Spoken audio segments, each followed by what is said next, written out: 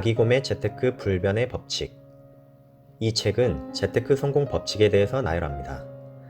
뻔한 이야기지만 정말 기본이 될 내용들이지요. 구체적인 목표를 세워라. 자기 자신과의 싸움을 이겨라. 종잣돈을 모으고 불편함을 감수해라. 지출을 줄여라 등등입니다. 작가가 말한 내용 중 중요한 포인트라고 생각되는 몇 가지 세세한 부분을 소개해 보겠습니다. 세상에 공짜는 없고 시기별로 투자 방법은 달라집니다. 무엇이 정답일지 미래는 아무도 모르죠.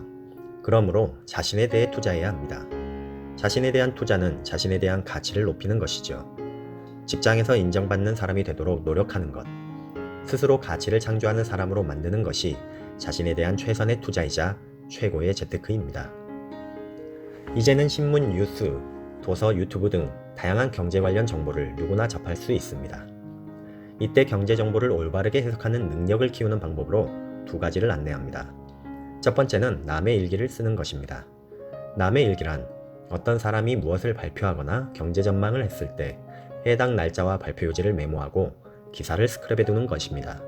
그 내용이 맞는지 맞지 않는지는 시간이 말해주게 되죠. 특히 주식을 처음 하는 사람들에게 이 방법을 권합니다. 부동산의 경우 작가가 과거에 쓴 책이나 기사를 본다면 실력 없는 사람을 고를 수 있습니다. 두 번째는 나의 일기를 쓰는 것입니다. 어떤 중요한 변화나 정보 발표가 있을 때 그것에 대한 자신의 의견을 일기장에 메모해 둡니다. 그리고 몇 개월이 지난 후 그 일기장을 들춰봅니다. 기업의 재무제표를 볼 때 크게 두 가지를 볼 수 있습니다. 손익계산서와 대차대조표이죠. 손익계산서란 일정 기간의 수익과 지출을 적은 것으로 가계부라고 할 수 있습니다. 대차대조표는 한 시점에서의 자산과 부채를 통해 자산 현황을 쓰는 것입니다. 가정에서도 본인의 재테크 목표를 달성하기 위해 한 달에 한 번 또는 분기별에 한 번 대차대조표를 적는 것이 좋습니다. 작가는 고스톱을 잘 치면 재테크도 성공할 확률이 높다고 말합니다. 둘 모두 전략이 필요하다는 것이죠. 고스톱의 승리 원리는 단순히 이기는 것이 아닙니다. 최종적으로 이른 점수에 비해 얼마나 많은 점수를 냈는가입니다. 패가 좋지 않을 때는 최대한 적은 점수를 잃는 것을 목표로 세우는 것이 현명한 재무제표와 같다 할 수 있습니다. 가장 좋지 않은 것은 이것도 먹고 저것도 먹고 갈팡질팡하는 것입니다. 선택과 집중이 필요한 것이죠. 물론 선택과 집중도 중요하지만 투자에 있어서는 분산 투자를 해야 합니다. 화끈한 한 방을 노리는 사람에게는 매력적이지 않겠지만 자산을 지키고 기회가 왔을 때 집중적으로 투자할 여력을 지킨다는 측면에서 반드시 고려해야 합니다. 주식시장에는 황소와 곰이 있습니다. 황소는 사자는 세력, 곰은 팔자는 세력입니다.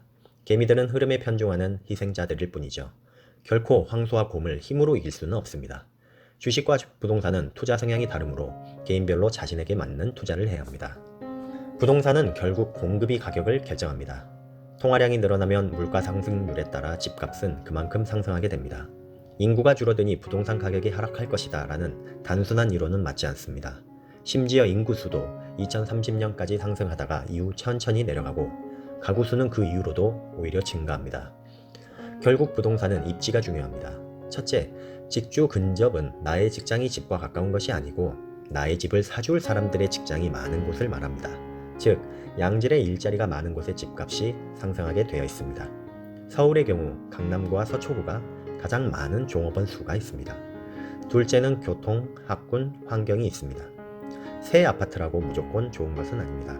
분당의 경우도 5년 더 새 아파트가 시간이 흐를수록 입지가 더 좋은 헌 아파트에게 가격이 역전되어 그 차이가 더 벌어지는 경우도 있었습니다.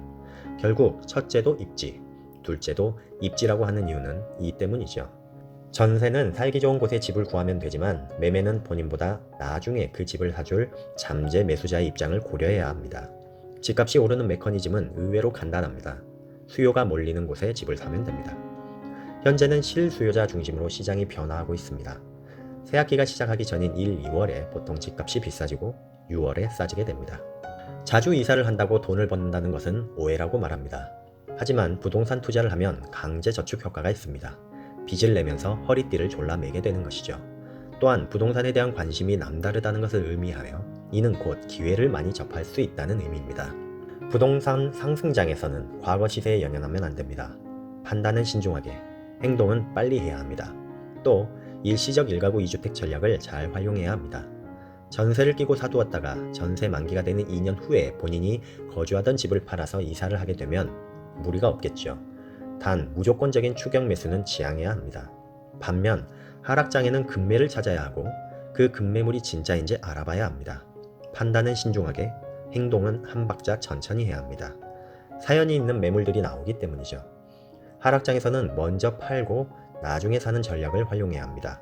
하락장에서는 거래 자체가 잘 되지 않을 수 있기 때문입니다. 우리나라의 특성상 아파트에 대한은 드물 것으로 보입니다. 이 책은 시간이 흘러도 변하지 않는 불변의 법칙이라는 이름으로 보편적인 재테크의 원리를 이해하기 쉽게 안내해 줍니다. 개인적으로는 이것저것 아는 것도 복습하고 새로운 것도 몇 가지 배웠지만 대차 대조표를 작성해 본 것이 가장 실질적인 도움이 되었던 것 같습니다. 재테크에 관심이 있으신 분들은 한 번쯤은 가볍게 읽어보시길 권장합니다. 감사합니다.